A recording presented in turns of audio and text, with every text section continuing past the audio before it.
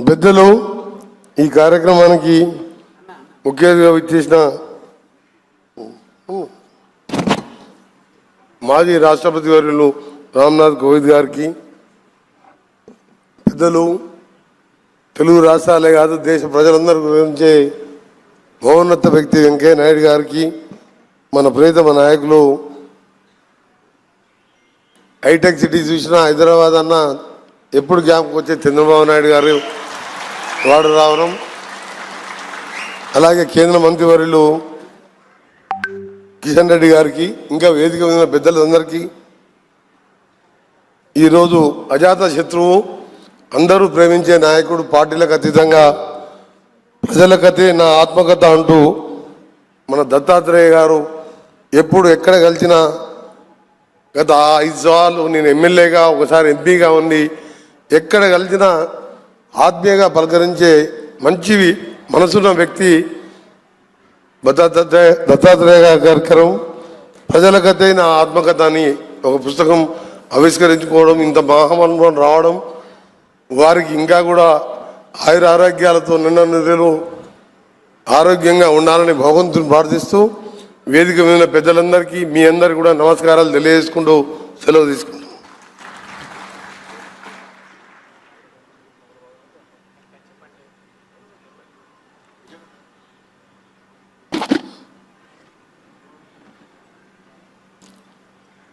ఈ సభకు విచ్చేసి దత్తాత్రేయ గారి గురించి 2 మంచి మాటలు చెప్పినటువంటి కోమటిరెడ్డి వెంకటరెడ్డి గారికి అనేక ధన్యవాదాలు. మాజీ రాష్ట్రపతి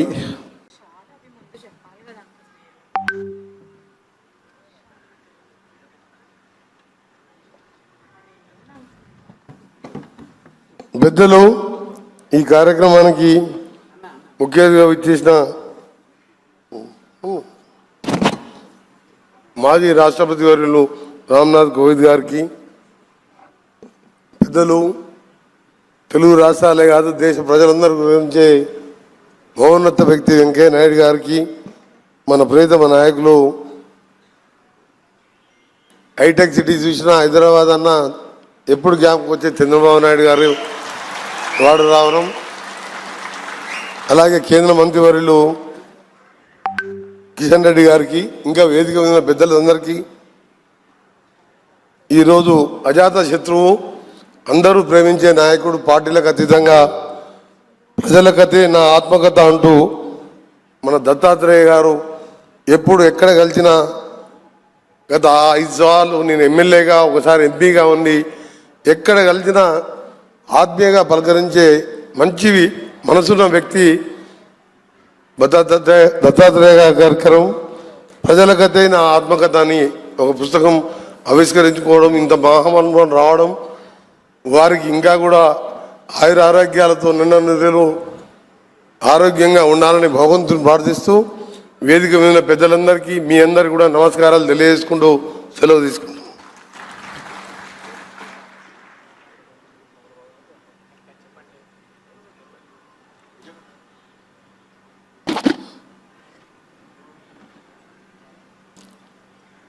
ఈ సభకు విచ్చేసి దత్తాత్రేయ గారి గురించి 2 మంచి మాటలు చెప్పినటువంటి కోమటిరెడ్డి వెంకటరెడ్డి గారికి అనేక ధన్యవాదాలు. మాజీ రాష్ట్రపతి